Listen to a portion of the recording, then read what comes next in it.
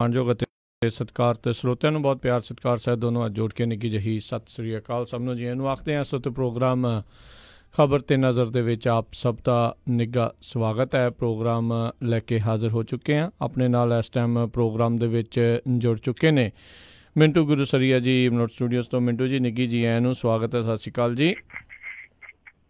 ਸ਼ੁਕਰੀਆ ਜੀ ਸਾਰਿਆਂ ਨੂੰ ਸਤਿ ਸ਼੍ਰੀ ਅਕਾਲ। ਸਾਡੇ ਅੱਜ ਦੇ ਪ੍ਰੋਗਰਾਮ ਖਬਰ ਤੇ ਨਜ਼ਰ ਨੂੰ ਸਪਾਂਸਰ ਕਰਦੇ ਨੇ ਖਾਲਸਾ ਇੰਸ਼ੋਰੈਂਸ ਏਜੰਸੀ ਵਾਲੇ, ਜਿਨ੍ਹਾਂ ਦੇ ਕੋਲੋਂ ਤੁਸੀਂ ਹਰ ਇੱਕ ਤਰੀਕੇ ਦੀ ਇੰਸ਼ੋਰੈਂਸ ਕਰਵਾ ਸਕਦੇ ਹੋ। 1992 ਤੋਂ ਇੰਸ਼ੋਰੈਂਸ ਦੇ ਬਿਜ਼ਨਸ ਨੇ। ਕਿਸੇ ਵੀ ਤਰੀਕੇ ਦੀ ਕਮਰਸ਼ੀਅਲ ਵਰਕਰ ਕੌਂਪ ਇੰਸ਼ੋਰੈਂਸ ਦੇ ਲਈ ਅੱਜ ਹੀ ਕਾਲ ਕਰੋ 408-272-2500 ਦੇ ਉੱਤੇ। ਇਸ ਦੇ ਨਾਲ Krishan Dhanota, Yuba City, Satpal Singh Tracy, Khinda ਪਰਿਵਾਰ, Kent Washington, Major Singh Fresno, GN tire and lube ਵਾਲੇ, ਜਿਨ੍ਹਾਂ ਦੇ ਕੋਲੋਂ ਤੁਸੀਂ truck wash, oil change, air brake ਦਾ ਕੰਮ ਕਰਵਾ ਸਕਦੇ ਹੋ। ਨਵੇਂ ਪੁਰਾਣੇ ਟਾਇਰ ਵਾਜਿਬ ਕੀਮਤਾਂ 'ਤੇ ਖਰੀਦ ਸਕਦੇ ਹੋ। ਸੈਂਟਰਨੈਲਾ ਮੰਡੇਰਾ 'ਚ ਲੋਕੇਸ਼ਨ ਨੇ। Call Nimma Sahota 209-277-0113। Chicago pizza with twist ਵਾਲੇ, ਜਿਨ੍ਹਾਂ ਕੋਲ ਹਰ ਤਰ੍ਹਾਂ ਦਾ veg, non veg, Indian style pizza order ਕਰ ਸਕਦੇ ਹੋ। ਪੀਜ਼ਾ ਆਰਡਰ ਕਰਨ ਦੇ ਲਈ ਲੋਕੇਸ਼ਨ ਦੀ ਜਾਣਕਾਰੀ ਲਈ ਵੈਬਸਾਈਟ ਵਿਜ਼ਿਟ ਕਰੋ chicagopizzatwist.com ਦੇ ਉੱਤੇ। 15% ਡਿਸਕਾਊਂਟ ਦੇ ਲਈ ਕੂਪਨ ਕੋਡ 1313 ਇਸਤੇਮਾਲ ਕਰੋ। ਨਾਲ ਹੀ west coast truck driving school ਵਾਲੇ, ਜਿਨ੍ਹਾਂ ਦੇ ਕੋਲੋਂ ਜਿਹੜਾ ਕਿ ਤੁਹਾਨੂੰ ਟਰੱਕ ਦਾ ਲਾਇਸੈਂਸ ਲੈਣ ਦੇ ਵਿੱਚ ਤੁਹਾਨੂੰ ਟਰੱਕ ਦੀ ਸਿਖਲਾਈ ਦਿੰਦੇ ਨੇ ਵਧੀਆ ਤਰੀਕੇ ਦੇ ਨਾਲ। ਕਾਲ ਕਰੋ ਅਜੀਤ ਅਟਵਾਲ 559-374-4541 ਦੇ ਉੱਤੇ। ਇਹਨਾਂ ਸਾਰਿਆਂ ਦਾ ਬਹੁਤ ਬਹੁਤ ਧੰਨਵਾਦ। ਜੇਕਰ ਤੁਸੀਂ ਜਾਂ ਕੋਈ ਹੋਰ ਕਾਰੋਬਾਰ ਇਸ ਪ੍ਰੋਗਰਾਮ ਨੂੰ ਸਪਾਂਸਰ ਕਰਨਾ ਚਾਹੁੰਦੇ ਹੋ, ਸੰਪਰਕ ਕਰੋ 408-722-7698 ਦੇ ਉੱਤੇ। ਮਿੰਟੂ ਜੀ, ਗੱਲਬਾਤ ਦਾ ਸਿਲਸਿਲਾ ਸ਼ੁਰੂ ਕਰਦੇ ਹਾਂ। ਕਹਿੰਦੇ ਲੋਕਪਾਲ ਦੀ ਨਿਯੁਕਤੀ ਲਈ ਉੱਚ ਅਦਾਲਤ ਨੇ ਕੇਂਦਰ ਸਰਕਾਰ ਨੂੰ ਦਿੱਤਾ 10 ਦਿਨ ਦਾ ਸਮਾਂ। ਅੱਜ ਸੁਣਵਾਈ ਹੋਈ ਆ ਉੱਚ ਅਦਾਲਤ ਦੇ ਵਿੱਚ, ਔਰ ਇਹਦੇ ਵਿੱਚ ਅਟਾਰਨੀ ਜਨਰਲ ਨੂੰ ਲੋਕਪਾਲ ਦੀ ਨਿਯੁਕਤੀ ਲਈ ਚੋਣ ਕਮੇਟੀ ਦੀ ਬੈਠਕ ਦੀ ਤਰੀਕ ਜਿਹੜੀ ਆ ਉਹ 10 ਦਿਨਾਂ ਦੇ ਅੰਦਰ ਅੰਦਰ ਦੱਸਣ ਨੂੰ ਕਿਹਾ ਗਿਆ। ਯਾਨੀ 10 ਦਿਨਾਂ ਦੇ ਅੰਦਰ ਅੰਦਰ ਇਹਨਾਂ ਨੂੰ ਇਹ ਸਾਰੀਆਂ ਚੀਜ਼ਾਂ ਜਿਹੜੀਆਂ ਉਹ ਕਲੀਅਰ ਕਰਨੀਆਂ ਪੈਣਗੀਆਂ। ਲੋਕਪਾਲ ਦੀ ਨਿਯੁਕਤੀ ਤੁਸੀਂ ਵੇਖ ਲਓ ਕਿ ਇੱਕ ਪੂਰੀ ਟਰਮ ਲੰਘ ਗਈ ਆ ਸਰਕਾਰ ਦੀ, ਕਿਉਂਕਿ ਹੁਣ 5 ਸਾਲ ਟੁੱਕ ਗਏ ਆ ਲਗਭਗ। ਸਰਕਾਰ ਜਿਹੜੀ ਆ ਆਪਣੀ ਟਰਮ ਭੋਗ ਕੇ ਹੁਣ ਬਾਏ ਬਾਏ ਕਰਨ ਵਾਲੀ ਆ, ਤਾਂ ਹਾਲੇ ਵੀ ਲੋਕਪਾਲ ਦੀ ਨਿਯੁਕਤੀ ਨਹੀਂ ਹੋਣੀ। ਤੁਸੀਂ ਉਹ ਦਿਨ ਯਾਦ ਕੀਤਾ ਹੋਊ ਸ਼ਾਇਦ ਕਈ ਵਾਰੀ, ਜਦੋਂ ਲੋਕਪਾਲ ਨੂੰ ਲੈ ਕੇ ਇੰਡੀਆ ਦੇ ਵਿੱਚ ਇੱਕ ਰੈਵੋਲੂਸ਼ਨ ਆਉਂਦਾ ਦਿਖਾਈ ਦਿੱਤਾ ਸੀਗਾ, ਜਦੋਂ ਅੰਨਾ ਹਜ਼ਾਰੇ ਮੂਵਮੈਂਟ ਚੱਲੀ ਆ ਜੀ, ਤਾਂ ਉਸ ਸਮੇਂ ਲੋਕਪਾਲ ਦਾ ਹੀ ਡੰਗਾ ਸੀਗਾ। ਤਾਂ ਇਸ ਤਰ੍ਹਾਂ ਲੱਗਦਾ ਸੀਗਾ ਕਿ ਜਿਵੇਂ ਇੰਡੀਆ ਦੇ ਵਿੱਚ ਕੋਈ ਕ੍ਰਾਂਤੀ ਆ ਜਾਵੇ। ਅਰਵਿੰਦ ਕੇਜਰੀਵਾਲ ਹੋਰੀ ਆ ਗਏ, ਕ੍ਰਾਂਤੀ ਤੇ ਨਹੀਂ ਆਈ। ਖੈਰ, ਤਾਂ ਉਹ ਲੋਕਪਾਲ ਦੀ ਨਿਯੁਕਤੀ ਉਦੋਂ ਅਟਕ ਗਈ। ਇਹਨਾਂ ਨੇ ਇੱਕ ਐਕਟ ਲੈ ਆਂਦਾ, ਫਿਰ ਉਹਨੂੰ ਕਾਂਟ ਛਾਂਟ ਕਰ ਦਿੱਤੀ, ਫਿਰ ਉਹਦਾ ਵੀ ਰੌਲਾ ਪਿਆ। ਉਸ ਤੋਂ ਬਾਅਦ ਸਰਕਾਰ ਬਦਲ ਗਈ। ਸਰਕਾਰ ਬਦਲਦੀ ਇੰਨਾ ਬਦਲ ਗਈ ਕਿ ਮੁੜ ਕੇ ਲੋਕਪਾਲ ਦੀ ਨਿਯੁਕਤੀ ਕਰਨਾ ਇਹ ਭੁੱਲ ਗਏ। ਅਸਲ ਦੇ ਵਿੱਚ ਇਹਨਾਂ ਨੇ ਪੇਚ ਫਸਾ ਲਿਆ। ਪੇਚ ਕੀ ਸੀਗਾ? ਇਹ ਕਹਿੰਦੇ ਸੀਗੇ ਕਿ ਦੇਖੋ ਜੀ, ਜੋ ਵਿਰੋਧੀ ਧਿਰ ਦਾ ਇੱਕ ਨੇਤਾ ਹੋਣਾ ਚਾਹੀਦਾ ਵਿੱਚ, ਮਤਲਬ ਕਿ 3 ਮੈਂਬਰੀ ਕਮੇਟੀ ਦੇ ਵਿੱਚ ਜ਼ਰੂਰੀ ਆ ਕਿ ਵਿਰੋਧੀ ਧਿਰ ਦਾ ਕੋਈ ਨੇਤਾ ਹੋਵੇ। ਉਹ ਹੈ ਨਹੀਂ ਗਾ ਸਾਡੇ ਕੋਲ, ਕਿਉਂਕਿ ਜਿਹੜੀ ਮੁੱਖ ਵਿਰੋਧੀ ਧਿਰ ਆ ਉਹ ਜਿੰਨੀਆਂ ਲੋੜੀਂਦੀਆਂ ਸੀਟਾਂ ਚਾਹੀਦੀਆਂ ਉਹਨੂੰ ਉਹਦੇ ਕੋਲ ਹੈ ਨਹੀਂ ਕਾਂਗਰਸ। ਉਹ ਤੇ ਬਸ ਸਭ ਤੋਂ ਜ਼ਿਆਦਾ ਵਾਲੀਆਂ ਜਿਹੜੀਆਂ ਸੀਟਾਂ ਦੀ ਗਿਣਤੀ ਆ ਉਹਦੇ ਆਧਾਰ ਤੇ ਉਹਨੂੰ ਦਿੱਤਾ ਗਿਆ ਦਰਜਾ। ਤਾਂ ਇਸ ਪੇਚ ਨੂੰ ਇਹਨਾਂ ਨੇ ਫਸਾਈ ਰੱਖਿਆ ਹੁਣ ਤੱਕ। ਫਿਰ ਸੁਪਰੀਮ ਕੋਰਟ ਨੇ ਆਖਿਆ ਕਿ ਓਦਾਂ ਵੀ ਤੇ ਤੁਸੀਂ ਵਿਰੋਧੀ ਧਿਰ ਦਾ ਨੇਤਾ ਜਿਹੜਾ ਉਹ ਬਣਾ ਕੇ ਤੇ ਬਿਠਾਇਆ ਹੀ ਹੈ ਨਾ, ਮਲਿਕਾਰਜੁਨ ਖੜਗੇ, ਉਹਨੂੰ ਦਿੱਤਾ ਹੀ ਹੈ ਰੁਤਬਾ। ਇਸ ਮਾਮਲੇ ਦੇ ਵਿੱਚ ਵੀ ਏਦਾਂ ਕਰ ਲਓ। ਤਾਂ ਬਹੁਤ ਲੰਮੀ ਚੌੜੀ ਸੁਣਵਾਈ ਚੱਲੀ। ਉਸ ਤੋਂ ਬਾਅਦ ਫਿਰ ਇਹਨਾਂ ਚੀਜ਼ਾਂ ਤੇ ਥੋੜ੍ਹੀ ਜਿਹੀ ਰਜ਼ਾਮੰਦਗੀ ਜਤਾਉਂਦੇ ਨਜ਼ਰ ਆਏ, ਪਰ ਮਾਮਲਾ ਉੱਥੇ ਦਾ ਉੱਥੇ ਹੀ ਫਸਿਆ। ਤਾਂ ਹੁਣ ਦੇਖਦੇ ਹਾਂ ਕਿ 10 ਦਿਨਾਂ ਦੇ ਵਿੱਚ ਕੀ ਬਣਦਾ। ਪਰ ਮੈਨੂੰ ਨਹੀਂ ਲੱਗਦਾ ਕਿ ਨਰਿੰਦਰ ਮੋਦੀ ਦੇ ਕਾਰਜਕਾਲ ਦੇ ਵਿੱਚ ਇਹ ਸਾਰੀ ਚੀਜ਼ ਨੇਪਰੇ ਚੜੂਗੀ, ਕਿਉਂਕਿ ਨਰਿੰਦਰ ਮੋਦੀ ਨੂੰ ਲੋਕਪਾਲ ਦੇ ਨਾਲ ਪਤਾ ਨਹੀਂ ਕਿਉਂ ਐਲਰਜੀ ਆ। ਤੁਹਾਨੂੰ ਚੇਤੇ ਹੋਣਾ ਕਿ ਜਦੋਂ ਗੁਜਰਾਤ ਦਾ ਚੀਫ ਮਿਨਿਸਟਰ ਸੀਗਾ ਨਰਿੰਦਰ ਮੋਦੀ, ਇਸ ਲੋਕਪਾਲ ਦੀ ਨਿਯੁਕਤੀ ਨੂੰ ਲੈ ਕੇ ਉਦੋਂ ਇੱਥੋਂ ਤੱਕ ਟਸਲ ਚੱਲੀ ਕਿ ਕਈ ਸਾਲ ਤੱਕ ਨਿਯੁਕਤੀ ਹੋਈ ਨਹੀਂ। ਜੇ ਗਵਰਨਰ ਨੇ ਕਰ ਦਿੱਤੀ ਤਾਂ ਨਰਿੰਦਰ ਮੋਦੀ ਦੀ ਸਰਕਾਰ ਉਦੋਂ ਸੁਪਰੀਮ ਕੋਰਟ ਤੱਕ ਪੜ ਗਈ। ਜੀ ਬਿਲਕੁਲ। ਅਤੇ ਕਿਤੇ ਨਾ ਕਿਤੇ ਉਹ ਜਿਹੜੀ ਲੋਕਪਾਲ ਵਾਲੀ ਮੂਵਮੈਂਟ ਦੇ ਵਿੱਚ, ਅੰਨਾ ਹਜ਼ਾਰੇ ਵਾਲੀ ਮੂਵਮੈਂਟ ਦੇ ਵਿੱਚ BJP ਨੂੰ ਕਾਫੀ ਜ਼ਿਆਦਾ ਜਿਹੜਾ ਆ ਉਦੋਂ ਸਿਆਸੀ ਤੌਰ ਦੇ ਉੱਤੇ ਸੀਟਾਂ ਜਿੱਤਣ ਦੇ ਵਿੱਚ ਜਿਹੜਾ ਲਾਭ ਵੀ ਜਿਹੜਾ ਉਹ ਹੋਇਆ ਸੀਗਾ।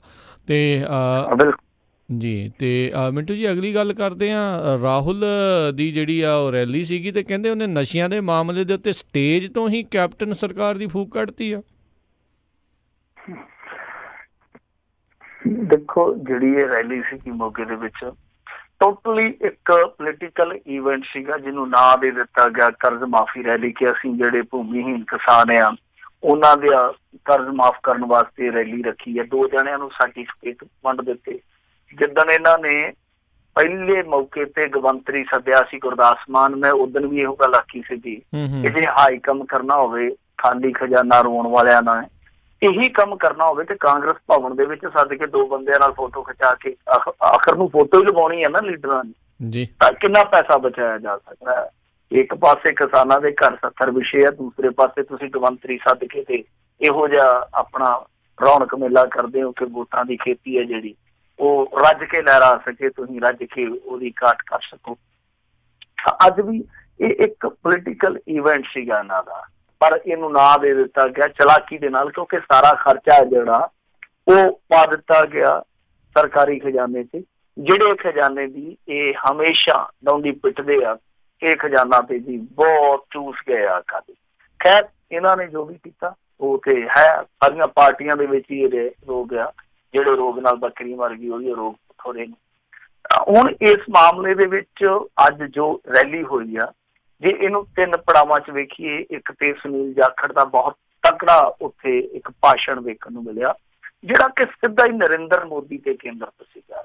ਥੋੜਾ ਜਿਹਾ ਜੇ ਛੱਡ ਦਈਏ ਅਕਾਲੀ ਦਲ ਨੂੰ ਤਾਂ ਬਹੁਤਾ ਉਹਦਾ ਜਿਹੜਾ ਭਾਸ਼ਣ ਸੀ ਉਹ ਨਰਿੰਦਰ ਮੋਦੀ ਤੇ ਕੇਂਦਰਿਤ ਸੀਗਾ। ਬਹੁਤ ਉਹਨੇ ਮਿਣ ਕੇ ਚਿਣ ਕੇ ਉਹਦੇ ਤੇ ਹਮਲੇ ਕੀਤੇ ਨਰਿੰਦਰ ਮੋਦੀ ਸਰਕਾਰ ਤੇ। ਪਰ ਦੂਸਰੇ ਪਾਸੇ ਕੈਪਟਨ ਅਮਰਿੰਦਰ ਸਿੰਘ ਸੀਗਾ, ਜਿਹੜਾ ਬਚ ਬਚਾ ਕੇ ਭਾਸ਼ਣ ਕਰਦਾ ਨਜ਼ਰ ਆਇਆ। ਸਿੱਧੇ ਤੌਰ ਤੇ ਨਰਿੰਦਰ ਮੋਦੀ ਦੇ ਖਿਲਾਫ ਕੋਈ ਸ਼ਬਦ ਨਹੀਂ ਬੋਲਿਆ। ਹਾਂ, ਵਿੱਚ ਉਹਦੀ ਵਾਲ ਫੇਰ ਪਾ ਕੇ ਮੋਦੀ ਸਰਕਾਰ ਦੇ ਸਿਰ ਤੇ ਭਾਂਡਾ ਜ਼ਰੂਰ ਭੰਨਿਆ। ਪਰ ਇੱਕ ਚੀਜ਼ ਵੇਖਣ ਵਾਲੀ ਸੀਗੀ ਕਿ ਬੇਅਦਬੀਆਂ ਦੀ ਜਦੋਂ ਗੱਲ ਕੀਤੀ, ਜਿਵੇਂ ਕੰਪੇਨ 'ਚ ਕਹਿੰਦੇ ਹੁੰਦੇ ਸੀ ਕਿ ਸਾਰਾ ਕੰਮ ਬਾਦਲਾਂ ਨੇ ਕਰਵਾਇਆ, ਅੱਜ ਨਹੀਂ ਕਿਹਾ ਇਹਨਾਂ ਨੇ। ਇੱਕ ਵਾਰੀ ਜ਼ਰੂਰ ਕਿਹਾ ਕਿ ਇਹਨਾਂ ਨੇ ਪੜਵਾਏ ਪੰਨੇ, ਪਰ ਬਾਅਦ ਦੇ ਵਿੱਚ ਕਿਹਾ ਕਿ ਜਿਹਨੇ ਵੀ ਇਹ ਕੀਤਾ ਅਸੀਂ ਉਹਨੂੰ ਛੱਡਾਂਗੇ। ਪਰ ਜਿਵੇਂ ਪਹਿਲਾਂ ਕਹਿੰਦੇ ਸੀਗੇ ਕਿ ਇਹਨਾਂ ਬੰਦਿਆਂ ਨੂੰ ਘਰ ਨੂੰ ਫੜ ਕੇ ਮੈਂ ਹਵਾਲਾ 'ਚ ਸੁੱਟ ਦੇਣਾ 15 ਦਿਨਾਂ ਦੇ ਅੰਦਰ ਅੰਦਰ, ਉਹ ਤੇਵਰ ਅੱਜ ਹੈ ਨਹੀਂ ਸੀਗੇ। ਤਾਂ ਰਾਹੁਲ ਗਾਂਧੀ ਬੋਲਿਆ, ਰਾਹੁਲ ਗਾਂਧੀ ਬੜੀ ਕਾਹਲੀ 'ਚ ਨਜ਼ਰ ਆਇਆ। ਹਾਲਾਂਕਿ ਘੱਟ ਵੱਟ ਮੇਰੇ ਖਿਆਲ ਦੇ ਨਾਲ ਨਹੀਂ ਵੇਖਣਾ ਚਾਹੀਦਾ, ਸਗੋਂ ਇਹਨਾਂ ਪਹਿਲੂਆਂ ਨੂੰ ਵੇਖਣਾ ਚਾਹੀਦਾ। ਇੱਕ ਤੇ ਆ ਕਿ ਬੋਝ ਕਿਹਦੇ ਤੇ ਪੈ ਰਿਹਾ, ਪਬਲਿਕ ਤੇ ਬੋਝ ਪੈ ਰਿਹਾ ਰੈਲੀ ਦਾ, ਪਬਲਿਕ ਨੂੰ ਇਹਦਾ ਫਾਇਦਾ ਕੀ ਹੋਇਆ। ਸੋ ਇਸ ਪੈਮਾਨੇ ਤੇ ਜੇ ਰੈਲੀਆਂ ਨੂੰ ਅਸੀਂ ਨਾਪੀਏ ਤੋਲੀਏ ਤਾਂ ਮੇਰੇ ਖਿਆਲ ਦੇ ਨਾਲ ਠੀਕ ਰਹੂਗਾ। ਤਾਂ ਰਾਹੁਲ ਗਾਂਧੀ ਨੇ ਉੱਥੇ ਜਿਹੜੀ ਚੀਜ਼ ਕਈ ਮੁੱਖ ਤੌਰ ਤੇ ਉਹ ਆਪਣੀ ਹੀ ਇਹ ਜਿਹੜੀ ਸਰਕਾਰ ਹੈ ਕਾਂਗਰਸ ਦੀ, ਉਹਦੇ ਵਿਰੋਧ 'ਚ ਜਾਣ ਵਾਲੀ ਸੀ। ਜਿੱਦਾਂ ਉਹਨੇ ਉਦਾਹਰਨ ਦੇ ਤੌਰ ਤੇ ਨਸ਼ੇ ਦਾ ਮੁੱਦਾ ਉਠਾਇਆ, ਬੜੀ ਸਾਫ਼ ਗੋਈ ਨਾਲ ਉਹਨੇ ਆਖਿਆ ਕਿ ਸਾਡੀ ਸਰਕਾਰ ਜਿਹੜੀ ਇੱਥੋਂ ਦੀ ਸਾਡੀ ਸਰਕਾਰ ਹੈ, ਉਹਨੇ ਲੱਕ ਭੰਨ ਦਿੱਤਾ। ਪਰ ਨਾਲ ਹੀ ਕਿਹਾ ਕਿ ਦੇਖੋ ਜੀ, ਮੈਂ ਹੁਣ ਮੋਦੀ ਸਰਕਾਰ ਨੂੰ ਅਪੀਲ ਕਰਦਾ ਕਿ ਜਿਹੜੇ ਵੱਡੇ ਮਗਰਮੱਛ ਹੁਣ ਤੱਕ ਫੜੇ ਨਹੀਂ ਗਏ, ਉਹ ਈਡੀ ਨੂੰ ਆਖੇ, ਇਨਫੋਰਸਮੈਂਟ ਡਾਇਰੈਕਟੋਰੇਟ ਨੂੰ ਹੁਕਮ ਦੇਵੇ, ਉਹ ਜਿਹਨਾਂ ਨੂੰ ਬਚਾ ਰਹੀ ਆ ਉਹਨਾਂ ਵੱਡੇ ਮਗਰਮੱਛਾਂ ਨੂੰ ਹੱਥ ਪਾਵੇ। ਤਾਂ ਇਹਦਾ ਮਤਲਬ ਇਹ ਆ ਕਿ ਜੋ ਕੈਪਟਨ ਅਮਰਿੰਦਰ ਸਿੰਘ ਦੀ ਸਰਕਾਰ ਕਹਿੰਦੀ ਹੈ ਕਿ ਵੱਡਾ ਮਗਰਮੱਛ ਕੋਈ ਛੱਡਿਆ ਹੀ ਨਹੀਂ, ਹੈ ਹੀ ਨਹੀਂ ਹੈ, ਤਾਂ ਉਹ ਗੱਲ ਝੂਠੀ ਕਰ ਗਿਆ ਰਾਹੁਲ ਗਾਂਧੀ। ਕਿਉਂਕਿ ਉਹ ਜਿੱਧਰ ਸੰਕੇਤ ਕਰਕੇ ਗਿਆ, ਜਿੱਧਰ ਉਹ ਇਸ਼ਾਰਾ ਕਰਕੇ ਗਿਆ, ਉਹ ਆਪਾਂ ਨੂੰ ਸਭ ਨੂੰ ਪਤਾ ਕਿ ਈਡੀ ਦੇ ਕੋਲ ਇਸ ਸਮੇਂ ਜਿਹੜੀ ਇਨਵੈਸਟੀਗੇਸ਼ਨ ਹੈ ਉਹ ਕਿਸ ਬੰਦੇ ਦੀ ਆ। ਤਾਂ ਸਿੱਧੇ ਤੌਰ ਤੇ ਨਾ ਸਹੀ ਅਸਿੱਧੇ ਤੌਰ ਤੇ ਰਾਹੁਲ ਗਾਂਧੀ ਨੇ ਉੱਧਰ ਇਸ਼ਾਰਾ ਜ਼ਰੂਰ ਕੀਤਾ, ਤਾਂ ਇਸ਼ਾਰਿਆਂ ਦੇ ਵਿੱਚ ਉਹ ਇਹਨਾਂ ਦੀ ਫੱਟੀ ਫੇਰ ਮਿਸ ਕਰ ਗਿਆ। ਕਿਉਂਕਿ ਥੋੜੇ ਦਿਨ ਪਹਿਲਾਂ ਇਹ ਵੈਸੇ ਤੇ ਵਿਰੋਧਾਭਾਸ ਵਾਲਾ ਵੀ ਆ ਇਹਨਾਂ ਦਾ ਜਿਹੜਾ ਇਹ ਕਹਿਣਾ ਕਿ ਅਸੀਂ ਲੱਕ ਤੋੜ ਦਿੱਤਾ, ਕਿਉਂਕਿ ਥੋੜੇ ਦਿਨ ਪਹਿਲਾਂ ਇਹਨਾਂ ਨੇ ਸਦਨ ਦੇ ਵਿੱਚ ਇੱਕ ਰਿਪੋਰਟ ਰੱਖੀ ਆ ਜੀ। ਉਹ ਰਿਪੋਰਟ ਕੀ ਆਉਂਦੀ ਆ, ਇਹਨਾਂ ਨੇ ਜੋ ਗੱਲ ਮੰਨੀ ਆ, ਤਸਲੀਮ ਕੀਤੀ ਆ ਖੁਦ ਕਿ 109 ਓਵਰਡੋਜ਼ ਦੇ ਨਾਲ ਮੌਤਾਂ ਹੋਈਆਂ ਨੇ ਹੁਣ ਤੱਕ। ਇਹ ਗੱਲ ਖੁਦ ਸਰਕਾਰ ਮੰਨਦੀ ਪਈ ਆ। ਖੁਦ ਸਰਕਾਰ ਕਹਿੰਦੀ ਕਿ ਇਹਨਾਂ 2 ਸਾਲਾਂ 'ਚ 109 ਮੌਤਾਂ ਓਵਰਡੋਜ਼ ਦੇ ਨਾਲ ਹੋਈਆਂ। ਹੁਣ ਤੁਸੀਂ ਬੜੇ ਸਰਲ ਸਾਦੇ ਢੰਗ ਦੇ ਨਾਲ ਤੁਲਨਾ ਕਰ ਸਕਦੇ ਹੋ ਕਿ ਜੇ ਨਸ਼ੇ ਦਾ ਜਾਂ ਡਰੱਗ ਦੇ ਕਾਰੋਬਾਰ ਦਾ ਲੱਕ ਟੁੱਟਾ ਤੇ ਫਿਰ ਬੰਦੇ ਤੋੜ ਨਾਲ ਮਰਨੇ ਚਾਹੀਦੇ ਆ, ਫਿਰ ਤੇ ਘਾਟ ਨਾਲ ਮਰਨੇ ਚਾਹੀਦੇ ਆ, ਕਿੱਲਤ ਨਾਲ ਮਰਨੇ ਚਾਹੀਦੇ ਆ। ਸਰਕਾਰ ਆਪ ਹੀ ਕਹਿੰਦੀ ਹੈ ਕਿ ਅਸੀਂ ਲੱਕ ਤੋੜਤਾ ਕਾਰੋਬਾਰ ਦਾ, ਤੇ ਆਪ ਹੀ ਕਹਿੰਦੀ ਕਿ ਨੱਕ ਡੁੱਬ ਕੇ ਬੰਦੇ ਮਰਦੇ ਪਏ ਆ। ਇਹ ਵਿਰੋਧਾਭਾਸ ਨਹੀਂ ਤੇ ਹੋਰ ਕੀ ਆ। ਜੀ ਜੀ ਜੀ ਅਗਲੀ ਜਿਹੜੀ ਆ ਉਹ ਮਿੰਟੂ ਜੀ ਗੱਲ ਕਰਦੇ ਆ ਚੋਣ ਕਮਿਸ਼ਨ ਵੱਲੋਂ ਲੋਕ ਸਭਾ ਚੋਣਾਂ ਦੀਆਂ ਫੁੱਲ ਤਿਆਰੀਆਂ ਜਲਦ ਹੋਵੇਗਾ ਐਲਾਨ? ਦੇਖੋ, ਹੋ ਸਕਦਾ, ਕਿਉਂਕਿ ਜਿਹੜੀ ਉਮੀਦ ਕੀਤੀ ਜਾ ਰਹੀ ਹੈ, ਕਿਉਂਕਿ ਵਿਚਾਲੇ ਜੇ ਜਦੋਂ ਇੱਕ ਐਸਾ ਸਮਾਂ ਆਇਆ ਜਦੋਂ ਲੱਗਦਾ ਸੀਗਾ ਕਿ ਜੰਗ ਹੀ ਲੱਗ ਜਾਣੀ ਆ, ਤਾਂ ਉਦੋਂ ਮੁੱਖ ਚੋਣ ਕਮਿਸ਼ਨਰ ਜਿਹੜੇ ਸੀਗੇ ਉਹ ਸਾਹਮਣੇ ਆ ਕੇ ਕਹਿ ਕੇ ਗਏ ਸੀਗੇ ਕਿ ਚੋਣਾਂ ਜਿਹੜੀਆਂ ਉਹ ਟਾਲੀਆਂ ਨਹੀਂ ਜਾਣ। ਤਾਂ ਉਹ ਚੀਜ਼ ਬਹੁਤ ਹੱਦ ਤੱਕ ਸਾਫ਼ ਕਰ ਗਈ ਸੀ, ਔਰ ਆਪਾਂ ਪਹਿਲਾਂ ਵੀ ਵਿਚਾਰ ਕੀਤੀ ਸੀਗੀ ਇਸ ਖਬਰ ਤੇ ਕਿ ਉਮੀਦ ਬੜੀ ਆ ਕਿ ਪਹਿਲੇ ਹਫ਼ਤੇ ਜਿਹੜਾ ਕੋਡ ਆਫ ਕੰਡਕਟ ਲਾਗੂ ਹੁੰਦਾ ਉਹ ਲੱਗ ਸਕਦਾ, ਯਾਨੀ ਚੋਣਾਂ ਦਾ ਐਲਾਨ ਹੋ ਸਕਦਾ। ਤਾਂ ਹੁਣ ਵੀ ਸੰਕੇਤ ਮਿਲੇ ਆ, ਤਾਂ ਜਿਹੜੇ ਸੂਤਰ ਦੱਸਦੇ ਪਏ ਉੱਚ ਪੱਧਰੀ ਜਿਹੜੇ ਸੂਤਰ ਉਹ ਕਹਿੰਦੇ ਆ ਕਿ ਇਲੈਕਸ਼ਨ ਕਮਿਸ਼ਨ ਬਿਲਕੁਲ ਹਰਕਤ ਦੇ ਵਿੱਚ ਆ ਗਿਆ, ਤੇਜ਼ੀ ਦੇ ਨਾਲ ਚੀਜ਼ਾਂ ਨੂੰ ਵਿਚਾਰਿਆ ਜਾ ਰਿਹਾ ਤੇ ਅਪ੍ਰੈਲ ਮਈ ਦੇ ਮਹੀਨੇ ਦੇ ਵਿੱਚ 7-8 ਗੇੜਾਂ 'ਚ ਇਹ ਚੋਣਾਂ ਜਿਹੜੀਆਂ ਮੁਕੰਮਲ ਹੋਣਗੀਆਂ। ਯਾਨੀ ਜਿਹੜਾ ਆਪਾਂ ਅੰਦਾਜ਼ਾ ਲਾਉਂਦੇ ਸਾਂ ਕਿ 4 ਜਾਂ 5 ਗੇੜਾਂ ਦੇ ਵਿੱਚ ਚੋਣ ਮੁਕੰਮਲ ਹੋਊਗੀ, ਉਹ ਝੂਠਾ ਜੇ ਉੱਚ ਪੱਧਰੀ ਸੂਤਰਾਂ ਦੀ ਗੱਲ ਸਹੀ ਨਿਕਲਦੀ ਆ। ਤੇ ਇਹ ਕਹਿੰਦੇ ਆ ਕਿ 7 ਜਾਂ 8 ਗੇੜਾਂ ਦਾ ਜਿਹੜਾ ਇਲੈਕਸ਼ਨ ਆ ਉਹ ਹੋਊਗਾ ਤੇ ਪਹਿਲੇ ਗੇੜ ਦੀਆਂ ਚੋਣਾਂ ਲਈ ਨੋਟੀਫਿਕੇਸ਼ਨ ਹੈ ਜਿਹੜਾ ਉਹ ਹੁਣ ਜਿਹੜੇ ਸੂਤਰ ਦਾਅਵਾ ਕਰਦੇ ਆ ਕਿ ਮਾਰਚ ਦੇ ਅੰਤ ਤੱਕ ਜਾਰੀ ਹੋਊਗਾ। ਨਾਲ ਇਹ ਵੀ ਦੱਸਿਆ ਜਾ ਰਿਹਾ ਕਿ ਆਂਧਰ ਪ੍ਰਦੇਸ਼, ਉੜੀਸਾ, ਸਿੱਕਮ, ਅਰੁਣਾਚਲ ਪ੍ਰਦੇਸ਼ ਇਹਨਾਂ ਦੀਆਂ ਜਿਹੜੀਆਂ ਵਿਧਾਨ ਸਭਾਵਾਂ ਦੀਆਂ ਚੋਣਾਂ ਹੋਣੀਆਂ ਨੇ ਸ਼ਾਇਦ ਉਹ ਵੀ ਨਾਲ ਹੀ ਕੀਤੀਆਂ ਜਾਣ, ਨਾਲ ਹੀ ਕਰਵਾ ਦਿੱਤੀਆਂ ਜਾਣ। ਹਾਲਾਂਕਿ ਜੰਮੂ ਕਸ਼ਮੀਰ ਦੀ ਵੀ ਤੁਹਾਨੂੰ ਪਤਾ ਹੀ ਹੈ ਕਿ ਵਿਧਾਨ ਸਭਾ ਬਣ ਗਿਆ, ਉੱਥੇ ਵੀ ਰਾਸ਼ਟਰਪਤੀ ਰਾਜ ਲਾਗੂ ਆ, ਪਰ ਉੱਥੇ ਹਾਲ ਦੀ ਘੜੀ ਮੇਰੇ ਖਿਆਲ ਦੇ ਨਾਲ ਇਲੈਕਸ਼ਨ ਕਰਾਉਣਾ ਸੰਭਵ ਨਹੀਂ ਹੈ। ਸ਼ਾਇਦ ਮੈਂ ਇਸ ਕਰਕੇ ਕਹਿ ਰਿਹਾ ਕਿ ਹੋ ਵੀ ਸਕਦਾ, ਕਿਉਂਕਿ ਤੁਹਾਨੂੰ ਪਤਾ ਹੀ ਹੈ ਕਿ ਉੱਥੇ ਹਾਲਾਤ ਹਾਲੇ ਸਾਜ਼ਗਾਰ, ਉੱਥੇ ਤੇ ਇਹਨਾਂ ਨੇ ਐਕਸਟਰਾ ਫੋਰਸ ਭੇਜੀ ਆ, ਖਾਸ ਤੌਰ ਤੇ ਪੁਲਵਾਮਾ ਹਮਲੇ ਤੋਂ ਬਾਅਦ ਕਾਫੀ ਨਫਰੀ ਵਧਾਈ ਆ, ਕਾਫੀ ਸਖਤਾਈ ਕੀਤੀ ਆ। ਉੱਥੇ ਉੱਦਾਂ ਵੀ ਪ੍ਰੋਟੈਸਟ ਚੱਲਦੇ ਪਏ, ਹੁਰੀਅਤ ਆਗੂ ਜਿਹੜੇ ਆ ਉਹ ਇਹਨਾਂ ਨੇ ਫੜ ਕੇ ਅੰਦਰ ਤਾੜੇ ਹੋਏ ਆ। ਸੋ ਕਹਿਣ ਦਾ ਭਾਵ ਹੈ ਕਿ ਜੰਮੂ ਕਸ਼ਮੀਰ ਦੀ ਚੋਣ ਜਿਹੜੀ ਹੋਊਗੀ ਉਹਦੇ ਤੇ ਹਾਲੇ ਅਟਕਲਬਾਜ਼ੀ ਆ, ਕੋਈ ਕਹਿੰਦਾ ਕਿ ਹੋ ਸਕਦੀ ਹੈ ਨਾਲ, ਕੋਈ ਕਹਿੰਦਾ ਕਿ ਨਹੀਂ ਹਾਲੇ ਖਾਲੀ ਰਹੂਗੀ। ਤਾਂ ਦੇਖਦੇ ਆ ਕਿ ਅਸਲ ਦੇ ਵਿੱਚ, ਕਿਉਂਕਿ ਦੇਖੋ ਇਹ ਦਾਅਵੇ ਆ ਕਿ ਮਾਰਚ ਦੇ ਅੰਤ ਤੱਕ ਪਹਿਲੇ ਗੇੜ ਦਾ ਜਿਹੜਾ ਨੋਟੀਫਿਕੇਸ਼ਨ ਉਹ ਜਾਰੀ ਹੋ ਸਕਦਾ, ਪਰ ਕੁਛ ਦਾਅਵੇ ਇਹ ਵੀ ਆ ਕਿ ਪਹਿਲਾਂ ਹੀ ਬਹੁਤ ਜਲਦੀ ਐਲਾਨ ਹੋ ਜਾਏਗਾ। ਸੋ ਹਰਕਤ ਦੇ ਵਿੱਚ ਆ ਚੋਣ ਕਮਿਸ਼ਨ, ਤਰੀਕ ਦਾ ਹੀ ਐਲਾਨ ਹੋਣਾ ਬਾਕੀ ਆ। ਦੇਖਦੇ ਆ, ਕਈ ਵਾਰ ਚੋਣ ਕਮਿਸ਼ਨ ਆਸੇ ਪਾਸੇ ਵੀ ਦੇਖਦਾ ਰਹਿੰਦਾ ਕਿ ਥੋੜਾ ਜਿਹਾ ਜਿਹੜਾ ਘੁਮੱਕੜ ਪ੍ਰਧਾਨ ਮੰਤਰੀ ਆ ਉਹਨੂੰ ਸਮਾਂ ਦੇ ਦਈਏ। ਆਪਾਂ ਗੁਜਰਾਤ ਇਲੈਕਸ਼ਨ 'ਚ ਵੇਖਿਆ ਸੀਗਾ, ਹਿਮਾਚਲ ਇਲੈਕਸ਼ਨ 'ਚ ਵੀ ਇਹ ਸਾਰੀਆਂ ਚੀਜ਼ਾਂ ਵਾਪਰੀਆਂ ਸੀਗੀਆਂ। ਤਾਂ ਕੀ ਚੋਣ ਕਮਿਸ਼ਨ ਦੁਬਾਰਾ ਫੇਰ ਇਸ ਤਰ੍ਹਾਂ ਦਾ ਕੋਈ ਮਾਹੌਲ ਦੇਖੇਗਾ, ਜਾਂ ਸਿੱਧੇ ਤੌਰ ਤੇ ਜਦੋਂ ਉਹ ਦੇਖੂਗਾ ਕਿ ਹਾਂ ਹੁਣ ਸਮਾਂ ਆ ਗਿਆ, ਉਦੋਂ ਫਿਰ ਘੰਟੀ, ਉਦੋਂ ਟੱਲਾ ਫਿਰ ਖੜਕਾ ਦੇਊਗਾ। ਜੀ ਜੀ ਜੀ ਅਗਲੀ ਗੱਲ ਕਰਦੇ ਹਾਂ। ਕਹਿੰਦੇ ਕੈਪਟਨ ਦੀ ਸਿੱਟ ਦਾ ਅਕਾਲੀ ਦਲ ਨੇ ਕੀਤਾ ਬਾਈਕਾਟ, ਸੁਖਬੀਰ ਨੇ IG ਦੇ ਉੱਤੇ ਲਾਏ ਨੇ ਗੰਭੀਰ ਦੋਸ਼। ਬਾਈਕਾਟ ਪਤਾ ਨਹੀਂ ਕਾਹਤੋਂ ਕਰ, ਉਹ ਕਿਹੜਾ ਹੁਣ ਉੱਥੇ ਅਸੈਂਬਲੀ ਦਾ ਇਜਲਾਸ ਚੱਲੀ ਜਾਂਦਾ, ਕਿਉਂਕਿ ਬਹੁਤਾ ਤੇ ਬਾਈਕਾਟ ਉੱਥੇ ਹੀ ਹੁੰਦਾ ਅਸੈਂਬਲੀ ਦੇ ਇਜਲਾਸ ਦਾ। SIT ਦਾ ਬਾਈਕਾਟ ਮੈਨੂੰ ਨਹੀਂ ਲੱਗਦਾ ਕਿ ਇਹਨਾਂ ਨੂੰ ਇਸ ਤਰ੍ਹਾਂ ਐਲਾਨ ਕਰਨਾ ਚਾਹੀਦਾ ਕਿ ਅਸੀਂ ਬਾਈਕਾਟ ਕਰਦੇ, ਕਿਉਂਕਿ ਬਾਈਕਾਟ ਤੇ ਉਸ ਚੀਜ਼ ਦਾ ਹੁੰਦਾ ਜਿਹਨੂੰ ਪਹਿਲਾਂ ਪ੍ਰਵਾਨ ਕੀਤਾ ਗਿਆ ਹੋਵੇ, ਮੰਨਿਆ ਗਿਆ ਹੋਵੇ। ਇਹਨਾਂ ਨੇ ਤੇ ਅੱਜ ਤੱਕ ਮੰਨਿਆ ਹੀ ਨਹੀਂ ਹੈ। ਅੱਜ ਤੱਕ ਇਹਨਾਂ ਨੇ ਇਸ ਸਰਕਾਰ ਦੇ ਵਿੱਚ ਬਣੇ ਕਮਿਸ਼ਨ ਨੂੰ ਮਾਨਤਾ ਨਹੀਂ ਦਿੱਤੀ, SIT ਨੂੰ ਤੇ ਮਾਨਤਾ ਦੇਣੀ ਕੀ ਆ। ਕੁੰਵਰ ਵਿਜੇ ਪ੍ਰਤਾਪ ਦੇ ਨਾਲ ਪਹਿਲਾਂ ਹੀ ਇਹਨਾਂ ਦੇ ਸਿੰਘ ਫਸ ਚੁੱਕੇ ਆ।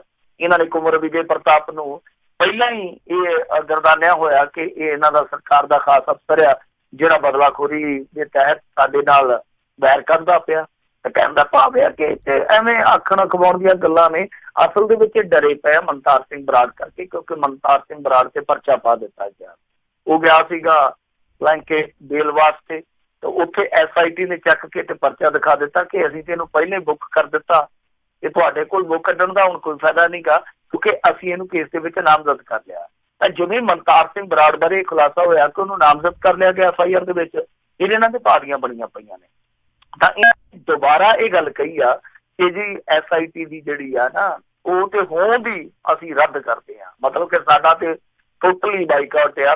ਕੋਈ ਵੀ ਅਕਾਲੀ ਆਗੂ ਆ ਜਿਹੜਾ ਉਹ ਸਹਿਯੋਗ ਨਹੀਂ ਕਰੂਗਾ। ਸੁਖਬੀਰ ਸਿੰਘ ਬਾਦਲ ਨੇ ਤੇ ਇੱਥੋਂ ਤੱਕ ਆਖਿਆ ਤੇ ਇੱਕ ਪਾਸੜ ਹੋਣ ਕਰਕੇ ਇਹ ਪੜਤਾਲ ਜਿਹੜੀ ਆ ਉਹ ਇੱਥੋਂ ਤੱਕ ਜਾ ਸਕਦੀ ਕਿ ਸਾਡੇ ਹੋਰ ਬੰਦੇ ਵੀ ਜਿਹੜੇ ਆ ਗ੍ਰਿਫਤਾਰ ਕੀਤੇ ਜਾ ਸਕਦੇ, ਮਤਲਬ ਕਿ ਅਕਾਲੀ ਆਗੂ ਹੋਰ ਵੀ ਗ੍ਰਿਫਤਾਰ ਕੀਤੇ ਜਾ ਸਕਦੇ। ਹਾਲਾਂਕਿ ਆਪ ਦੀ ਉਹਨਾਂ ਨੇ ਕੋਈ ਗੱਲ ਨਹੀਂ ਕੀਤੀ।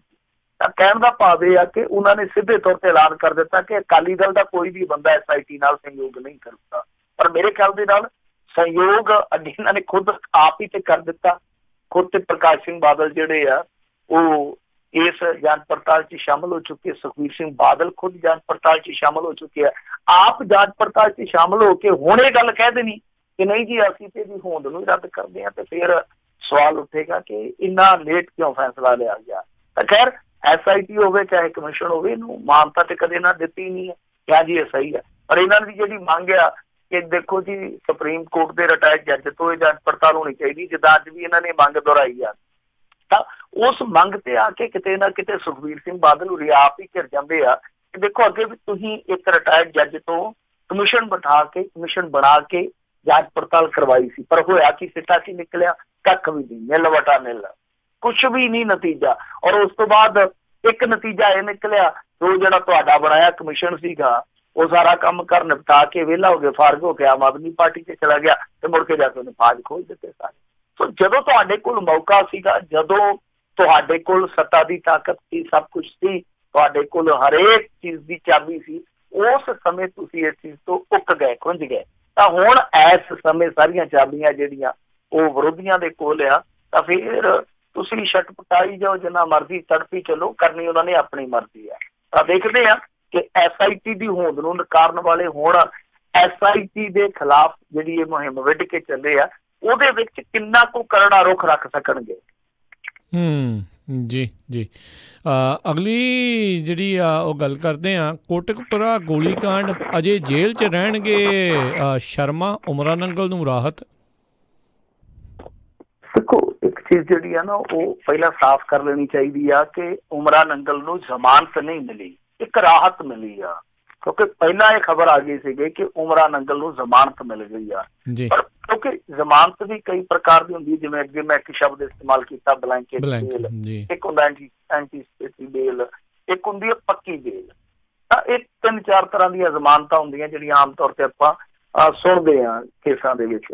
ਤਾਂ ਅਸਲ ਦੇ ਵਿੱਚ ਜਿਹੜੀ ਉਮਰਾ ਨੰਗਲ ਨੂੰ ਰਾਹਤ ਮਿਲੀ ਆ, ਰਿਲੀਫ ਮਿਲੀ ਆ, ਉਹ ਸਿਰਫ ਬਲੈਂਕੇਟ ਬੇਲ ਵਜੋਂ ਮਿਲੀ ਆ, ਮਤਲਬ ਪੱਕੀ ਜ਼ਮਾਨਤ ਨਹੀਂ ਮਿਲੀ। ਯਾਨੀ ਸਿੱਧੇ ਤੌਰ ਤੇ ਜੇ ਮੈਂ ਕਹਾਂ ਬੜੇ ਸਰਲ ਅੱਖਰਾਂ 'ਚ, ਤੇ ਇਹ ਆ ਕਿ ਜਿਹੜੇ ਕੇਸ ਦੇ ਵਿੱਚ ਉਹ ਜੇਲ੍ਹ 'ਚ ਬੈਠਾ ਵਾ, ਉਹ ਕੇਸ ਉਹਨੂੰ ਭੁਗਤਣਾ ਹੀ ਪੈਣਾ, ਕਿਉਂਕਿ ਉਹਦੇ 'ਚ ਆਲਰੇਡੀ ਉਹ ਅਰੈਸਟ ਹੋਇਆ। ਪਰ ਅੱਗੇ ਕੀ ਹੋਣ ਜਾ ਰਿਹਾ ਕਿ ਉਹਨੂੰ ਸ਼ਾਇਦ ਦੂਸਰੇ ਕੇਸ ਦੇ ਵਿੱਚ ਵੀ ਨਾਮਜ਼ਦ ਕੀਤਾ ਜਾ ਸਕਦਾ, ਜੋ ਬਾਈਬਲ ਕਲਾਂ ਵਾਲਾ ਆ। ਤਾਂ ਉਸ ਡਰ ਕਰਕੇ ਉਹ ਫੇਰ ਹਾਈ ਕੋਰਟ 'ਚ ਗਿਆ। ਤਾਂ ਉਸ ਮਾਮਲੇ 'ਚ ਉਹਨੇ ਬਲੈਂਕੇਟ ਬੇਲ ਮੰਗੀ ਸੀਗੀ ਕਿ ਮੈਨੂੰ ਕਿਸੇ ਹੋਰ ਮਾਮਲੇ ਦੇ ਵਿੱਚ ਫਸਾਉਣ ਤੋਂ ਪਹਿਲਾਂ ਮੈਨੂੰ ਘੱਟੋ ਘੱਟ ਨੋਟਿਸ ਕੀਤਾ ਜਾਵੇ। ਤਾਂ ਹੁਣ ਉਹਨੂੰ ਇਸ ਮਾਮਲੇ ਦੇ ਵਿੱਚ ਰਾਹਤ ਦੇ ਦਿੱਤੀ ਗਈ ਆ ਕਿ ਬਲੈਂਕੇਟ ਬੇਲ ਤੈਨੂੰ ਪ੍ਰਦਾਨ ਕਰ ਦਿੰਦੇ ਆ। ਪਰ ਜਿਹੜਾ ਦੂਸਰਾ ਮਾਮਲਾ ਜਿਹਦੇ ਵਿੱਚ ਉਹਦੀ ਅਰੈਸਟ ਆ, ਜਿਹਦੇ ਵਿੱਚ ਉਹ ਗ੍ਰਿਫਤਾਰ ਆ, ਉਹਦੇ ਵਿੱਚ ਉਹਨੂੰ ਕੋਈ ਰਾਹਤ ਨਹੀਂ, ਉਹਦੇ ਵਿੱਚ ਉਹ ਜੇਲ੍ਹ 'ਚ ਹੀ ਰਹੂਗਾ। ਇਹਦੇ ਵਿੱਚ ਕੀ ਆ ਕਿ ਬਲੈਂਕੇਟ ਬੇਲ ਮਿਲ ਗਈ ਆ।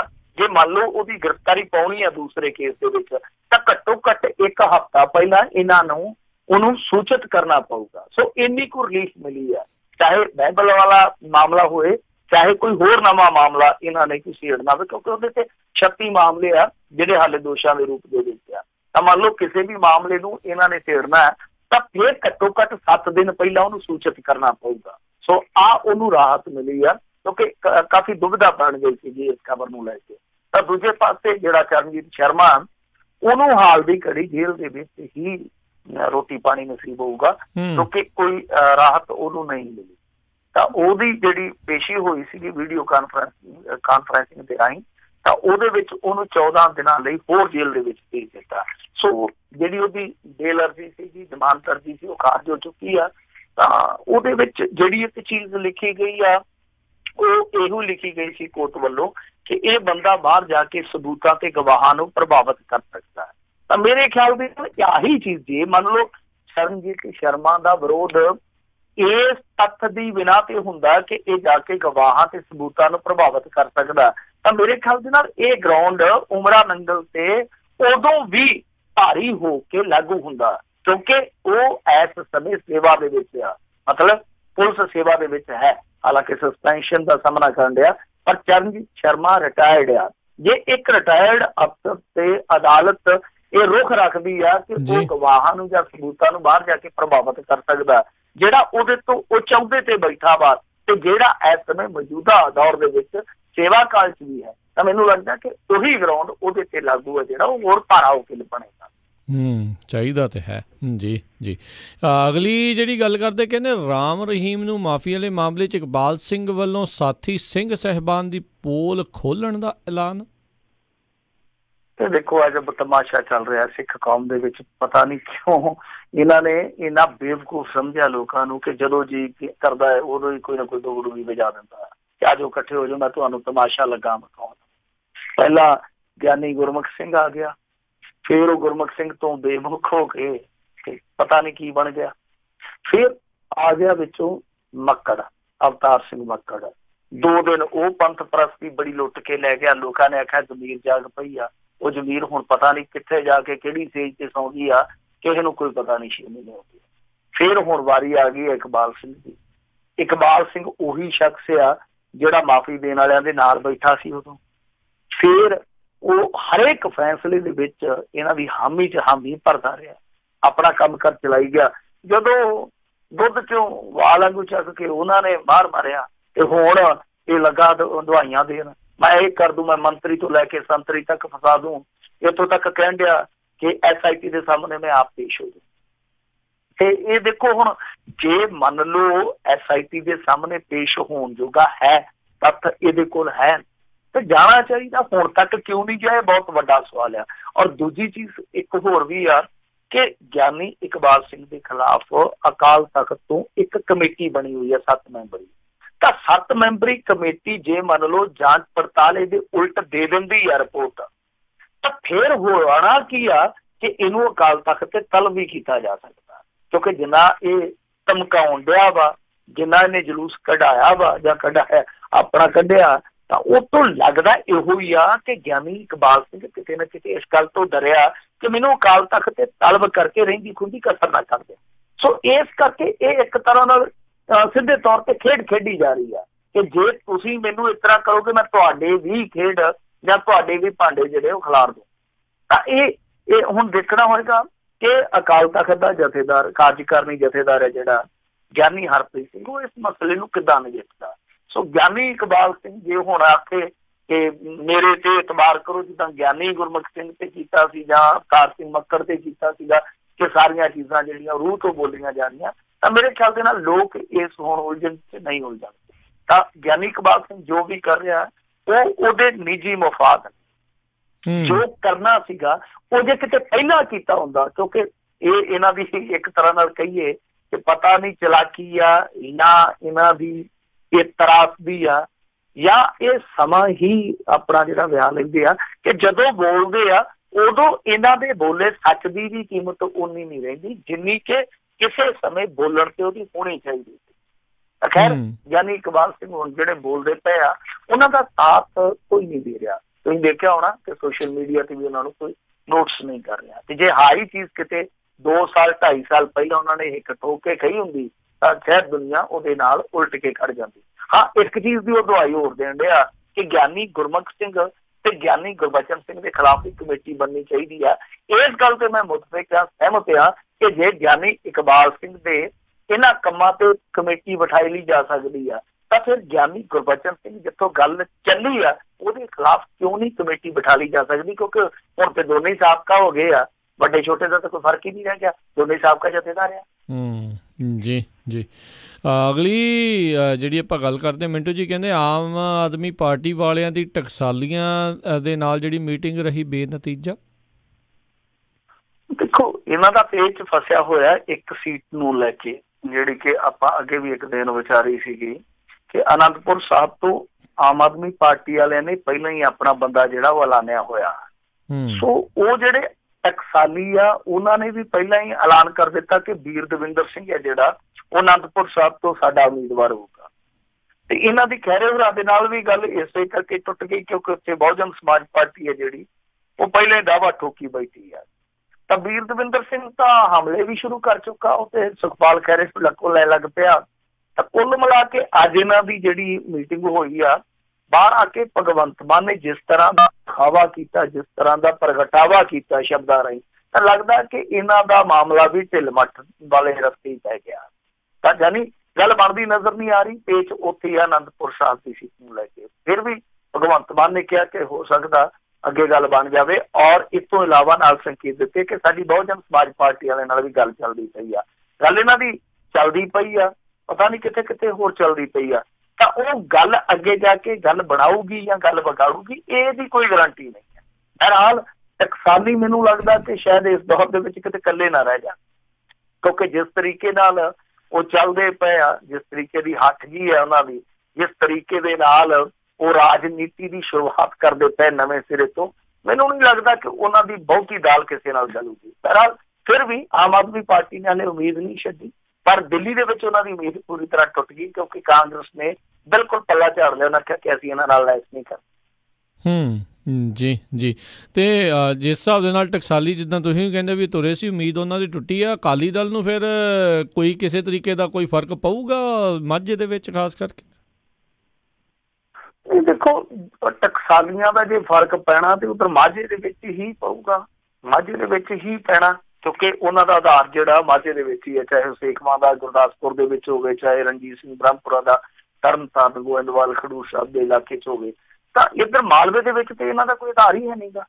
ਸੋ ਖੋਰਾ ਤੇ ਲੱਗਣਾ ਜੇ ਅਕਾਲੀ ਦਲ ਨੂੰ ਲੱਗਣਾ, ਜੇ ਆਪਾਂ ਮੰਨ ਕੇ ਚੱਲੀਏ ਖੋਰਾ ਲੱਗਣਾ, ਪਰ ਉਹ ਖੋਰਾ ਓਵਰਆਲ ਨਹੀਂ ਲੱਗੇਗਾ। ਉਹ ਖਾਸ ਕੁਝ ਇਲਾਕਿਆਂ 'ਚ ਹੈ, ਜਿੱਦਾਂ ਹੁਣ ਦੇਖ ਲਓ ਰਣਜੀਤ ਸਿੰਘ ਬ੍ਰਹਮਪੁਰਾ ਜਿਹਨੇ ਸਾਰੀ ਉਮਰ ਜਿਹੜੀ ਰਾਜਨੀਤੀ ਆ ਉਹ ਆਪਣੇ ਇਲਾਕੇ ਦੇ ਵਿੱਚ ਕੀਤੀ ਆ, ਤਾਂ ਜਿਹੜੇ ਬੰਦੇ ਨੇ ਇੰਨਾ ਲੰਮਾ ਸਮਾਂ ਇੱਕ ਇਲਾਕੇ ਲਈ ਕੰਮ ਕੀਤਾ ਹੁੰਦਾ, ਤਾਂ ਉੱਥੇ ਉਹਦੀ ਪਕੜ ਤੇ ਹੁੰਦੀ ਆ।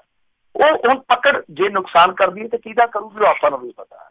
ਜਿੱਦਾਂ ਹੁਣ ਸੇਵਾ ਸਿੰਘ ਸੇਖਵਾਂ, ਉਹਨੂੰ ਤੇ ਵੈਸੇ ਹਾਰਿਆ ਹੋਇਆ ਨਕਾਰਿਆ ਹੋਇਆ ਮੰਨਦੇ ਆ, ਪਰ ਫਿਰ ਵੀ ਉਹ ਘੱਟੋ ਘੱਟ ਆਪਣੇ ਇਲਾਕੇ 'ਚ ਤੇ ਮਾਰ ਕਰੂਗਾ ਨਾ, ਤਾਂ ਜਿੱਥੇ ਜਿੱਥੇ ਮਾਰ ਪਊਗੀ ਉੱਥੇ ਤੇ ਅਕਾਲੀਆਂ ਨੂੰ ਜ਼ਿਆਦਾ ਪਊ। ਬਹਰਹਾਲ ਇਹ ਵੀ ਰਾਜਨੀਤੀ ਦਾ ਤਕਾਜ਼ਾ ਹੁੰਦਾ ਕਿ ਕਈ ਵਾਰ ਬਾਹਰੋਂ ਜਿਹੜੀ ਚੀਜ਼ ਦਿਖਦੀ ਆ ਉਹ ਨੁਕਸਾਨ ਦੇ ਰੂਪ ਦੇ ਵਿੱਚ ਬੇਸ਼ੱਕ ਬਾਹਰੋਂ ਦਿਖਦੀ ਹੈ, ਪਰ ਅੰਦਰੋਂ ਕਈ ਵਾਰ ਫਾਇਦਾ ਵੀ ਕਰ ਜਾਂਦੀ ਹੈ। ਰਾਜਨੀਤੀ ਜਿਹੜੀ ਆ ਉਹ ਸੰਭਾਵਨਾਵਾਂ ਲੈ ਕੇ ਚੱਲਦੀ, ਸੰਭਾਵਨਾ ਜਿਹੜੀ ਆ ਉਹ ਕਈ ਪ੍ਰਕਾਰ ਦੀ ਬਣੀ ਰਹਿੰਦੀ ਹੈ। ਜੀ ਜੀ। ਮਿੰਟੂ ਜੀ, ਤੁਸੀਂ 2 ਦਿਨ ਨਹੀਂ ਆਏ, ਉਧਰ ਡਿਫੈਂਸ ਡਿਪਾਰਟਮੈਂਟ ਚੋਂ ਦਸਤਾਵੇਜ਼ ਚੋਰੀ ਹੋ ਗਏ ਆ, ਕੀ ਆ ਉਸ ਦੇ ਉੱਤੇ ਅਪਡੇਟ? ਦੇਖੋ, ਅਪਡੇਟ ਇਸ ਮਾਮਲੇ ਦੇ ਵਿੱਚ ਇਹ ਆ ਕਿ ਫਾਈਲਾਂ ਤੇ ਮਿਲੀਆਂ ਨਹੀਂ ਹੈ, ਫਾਈਲਾਂ ਤੇ ਹੁਣ ਜਿਹੜੀਆਂ ਨੇ ਉਹ ਮਿਲਣੀਆਂ ਨਹੀਂ ਇਹਨਾਂ ਨੂੰ, ਕਿਉਂਕਿ ਫਾਈਲਾਂ ਤੇ ਉਹਨਾਂ ਨੂੰ ਪਤਾ ਕਿੱਥੇ ਪਈਆਂ ਨੇ। ਸਭ ਤੋਂ ਵੱਡਾ ਰੌਲਾ ਤੇ ਇਹ ਹੈ ਕਿ ਫਾਈਲਾਂ ਗਈਆਂ ਕਿਹਨਾਂ ਦੇ ਹੱਥਾਂ 'ਚੋਂ ਆ, ਕਿਉਂਕਿ ਉਹ ਆਪ ਹੀ ਤੇ ਕਹਿਣ ਡਏ ਆ ਕਿ ਦੇਖੋ ਜੀ ਦਾ ਹਿੰਦੂ ਨੇ ਜਿਹੜੀਆਂ ਰਿਪੋਰਟਾਂ ਛਾਪੀਆਂ ਉਹ ਉਹਨਾਂ ਡਾਕੂਮੈਂਟਸ ਦੇ ਆਧਾਰ ਤੇ ਹੀ ਛਾਪੀਆਂ, ਤੇ ਇਹ ਉਹ ਲੋਕ ਆ ਜਦੋਂ ਇਹ ਰਿਪੋਰਟਾਂ ਛਪੀਆਂ ਸੀਗੀਆਂ ਉਹਨਾਂ ਰਿਪੋਰਟਾਂ ਨੂੰ ਨਕਾਰਦੇ ਪਏ ਸੀ। ਤਾਂ ਤੁਸੀਂ ਆਪ ਹੀ ਦੇਖ ਲਓ ਇਹਨਾਂ ਦਾ ਡਬਲ ਸਟੈਂਡਰਡ ਕੀ ਆ। ਔਰ ਦੂਜੀ ਚੀਜ਼ ਜਿਹੜੀ ਆ ਉਹ ਹੁਣ ਵਰਤੀ ਜਾ ਰਹੀ ਆ, ਕਿੱਦਾਂ ਵਰਤੀ ਜਾ ਰਹੀ ਆ ਕਿ ਮੀਡੀਆ ਨੂੰ ਦਬਾਇਆ ਜਾ ਰਿਹਾ, ਦਾ ਹਿੰਦੂ ਗਰੁੱਪ ਨੂੰ ਦਬਾਇਆ ਜਾ ਰਿਹਾ, ਉਹਨਾਂ ਨੂੰ ਧਮਕਾਇਆ ਜਾ ਰਿਹਾ ਕਿ ਤੁਸੀਂ ਜੋ ਵੀ ਕੌਨਫੀਡੈਂਸ਼ੀਅਲ ਐਕਟ ਆ ਉਹਦੀ ਤੁਸੀਂ ਉਲੰਘਣਾ ਕੀਤੀ ਆ। ਤਾਂ ਉਲੰਘਣਾ ਇਹ ਹੁਣ ਹੋਈ ਹੈ ਜਾਂ ਨਹੀਂ ਹੋਈ ਹੈ ਤਾਂ ਕੋਈ ਕਾਨੂੰਨੀ ਮਾਹਰ ਹੀ ਦੱਸ ਸਕਦਾ, ਪਰ ਡਰਾਇਆ ਜਾ ਰਿਹਾ ਮੀਡੀਆ ਨੂੰ ਕਿ ਭਾਈ ਤੁਸੀਂ ਇਹ ਰਿਪੋਰਟਿੰਗ ਕੀਤੀ ਤਾਂ ਤੁਹਾਡੇ ਤੇ ਆਹ ਲਾ ਜਿਹੜਾ ਲਾਗੂ ਕਰਕੇ ਅਸੀਂ ਕਾਰਵਾਈ ਕਰ ਦਿਆਂਗੇ। ਇੱਥੋਂ ਤੱਕ ਪ੍ਰਸ਼ਾਂਤ ਭੂਸ਼ਣ ਨੇ ਸੁਪਰੀਮ ਕੋਰਟ 'ਚ ਕਿਹਾ ਵੀ ਆ, ਇਹ ਸਿੱਧੇ ਤੌਰ ਤੇ ਸਾਨੂੰ ਡਰਾਉਣ ਡਏ ਆ।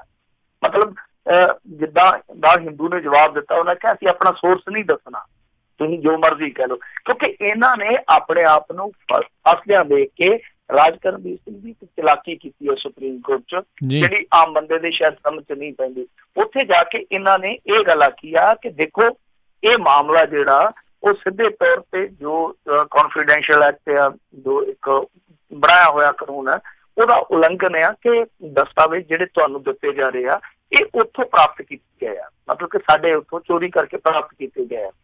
ਤਾਂ ਸੁਪਰੀਮ ਕੋਰਟ ਨੇ ਇੱਕ ਵਾਰੀ ਉਹ ਸਵੀਕਾਰ ਨਹੀਂ ਕੀਤੇ ਜੋ ਪ੍ਰਸ਼ਾਂਤ ਭੂਸ਼ਣ ਨੇ ਬੰਦ ਲਿਫਾਫੇ 'ਚ ਦਿੱਤੇ ਗਏ। ਤਾਂ ਹੁਣ ਇਹ ਵੀ ਇੱਕ ਚੀਜ਼ ਦੇਖਣ ਵਾਲੀ ਹੈ ਕਿ ਬੰਦ ਲਿਫਾਫਾ ਜਿਹੜਾ ਸੀਲ ਬੰਦ ਲਿਫਾਫਾ ਉਹਦੇ ਬਾਰੇ ਇਹਨਾਂ ਨੂੰ ਕਿਵੇਂ ਪਤਾ ਲੱਗ ਗਿਆ ਪਹਿਲਾਂ। ਔਰ ਦੂਜਾ ਇਹ ਆ ਕਿ ਅੜਿੱਕਾ ਡਾ ਰਹੇ ਆ ਕਿ ਜੇ ਸੁਪਰੀਮ ਕੋਰਟ ਦੇ ਕੋਲ ਉਹ ਜਾਂਦੇ ਆ ਕਾਗਜ਼ਾਤ ਤੇ ਇਹ ਮਾਮਲਾ ਜਿਹੜਾ ਉਹ ਗੜਬੜਾ ਜਾਏਗਾ। ਸੋ ਇੱਕ ਤੀਰ ਨਾਲ ਦੋ ਨਿਸ਼ਾਨੇ ਕੀਤੇ ਜਾ ਰਹੇ। ਇੱਕ ਤੇ ਇਹ ਕੀਤਾ ਜਾ ਰਿਹਾ ਕਿ ਦੇਖੋ ਇਹ ਜਿਹੜੇ ਦਸਤਾਵੇਜ਼ ਆ ਪਹਿਲਾਂ ਇਹਨਾਂ ਬਾਰੇ ਪੁੱਛਗਿੱਛ ਕਰ ਲਈ ਜਾਣੀ ਜ਼ਰੂਰੀ ਹੈ ਕਿ ਦਸਤਾਵੇਜ਼ ਅਦਾਲਤ ਚਾਹੇ ਕਿੱਦਾਂ, ਅਦਾਲਤ ਹਰੇਕ ਪ੍ਰਕਾਰ ਦਾ ਦਸਤਾਵੇਜ਼ ਜਿਹੜਾ ਉਹ ਪ੍ਰਾਪਤ ਨਹੀਂ ਕਰ ਸਕਦੀ। ਸੋ ਇਹ ਇਹਨਾਂ ਨੇ ਰਿਕਾਰਡ ਆਇਆ ਕਿ ਅਦਾਲਤ ਇਸ ਤਰੀਕੇ ਨਾਲ ਆਏ ਦਸਤਾਵੇਜ਼ ਨੂੰ ਪ੍ਰਵਾਨ ਹੀ ਨਹੀਂ ਕਰ ਸਕਦੀ। ਜੇ ਪ੍ਰਵਾਨ ਕਰਦੀ ਆ ਤੇ ਫਿਰ ਕਹਾਣੀ ਖਿਲਰ ਸਕਦੀ ਆ। ਤਾਂ ਦੂਸਰੇ ਪਾਸੇ ਕੀ ਆ ਕਿ ਮੀਡੀਆ ਨੂੰ ਵਾਰਨ ਕੀਤਾ ਜਾ ਰਿਹਾ ਕਿ ਜੇ ਤੁਸੀਂ ਹੁਣ ਇਹਨਾਂ ਦੇ ਆਧਾਰ ਤੇ ਰਿਪੋਰਟਿੰਗ ਕੀਤੀ ਤੇ ਤੁਹਾਡਾ ਮੱਕੂ ਠੱਪਾ। जी। तो पर मिंटू जी जी इन्वेस्टिगेटिव पड़ताली आ जी जर्नलिज्म आ पत्रकारी आ वो तो इस तरीके दे नाल ही दस्तावेज किते ना किते जिहड़े हासिल जिहड़े किते जांदे हिंदू वालियां ने तो कहा भी अपने सोर्स नूं जिहड़ा वो बचाउणगे भी सारा कुछ वो करनगे तो फिर ये तो फिर इन्वेस्टिगेटिव जर्नलिज्म दे उत्ते फिर एक हिसाब नाल उन्हां दा काम बंद करन वाली गल आ। बिल्कुल सीधे तौर पर सारे मीडिया नूं धमकी आ फिर, क्योंकि देखो पहली गल तो यह है ना राज करनवीर सिंह जी कि कॉन्फिडेंशियल की है कि तुसीं ही तय करना। कल नूं मान लो कोई भी पत्रकार है जिहड़ा वो इस तरह की कोई खोजी पत्रकारिता के जरिए स्टोरी कढ़ के लिया तो तुसीं आप ही तो वर्गीकरण करना, ये तो जी कॉन्फिडेंशियल है, ये तो बहुत खुफिया डॉक्यूमेंट सीगा जिहड़ा इन्हां ने छाप दिता। तो आप ही तुसीं जदों वर्गीकरण करोगे, आप ही जदों तुसीं संघी नप्पोगे तो खोजी पत्रकारिता फिर किदां चलूगी? प्रेस की जिहड़ी फ्रीडम आ वो फिर अपने आप किवें अगे बढ़ूगी? एक बहुत बड़ा सवाल है मेरे ख्याल से ना। दूसरे मीडिया नूं ये सवाल चुकना चाहिए और मैं देख रहा वहां, मैं शेयर करदा हुणे तुसीं पढ़ियो जरूर।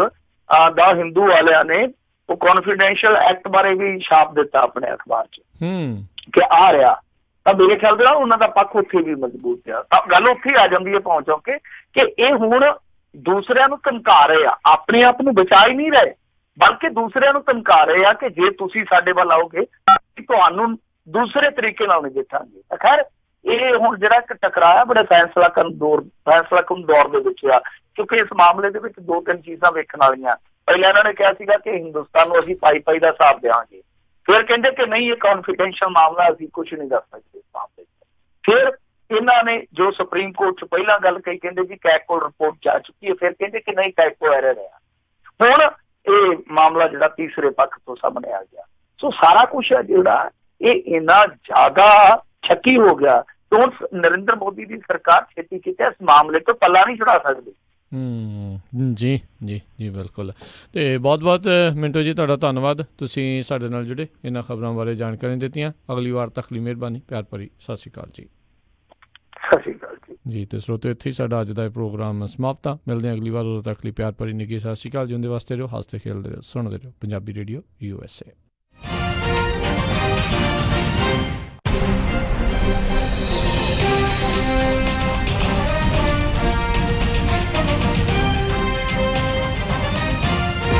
ਤੁਸੀਂ ਸੁਣ ਰਹੇ ਹੋ KOBO ਯੂਬਾ ਸਿਟੀ 14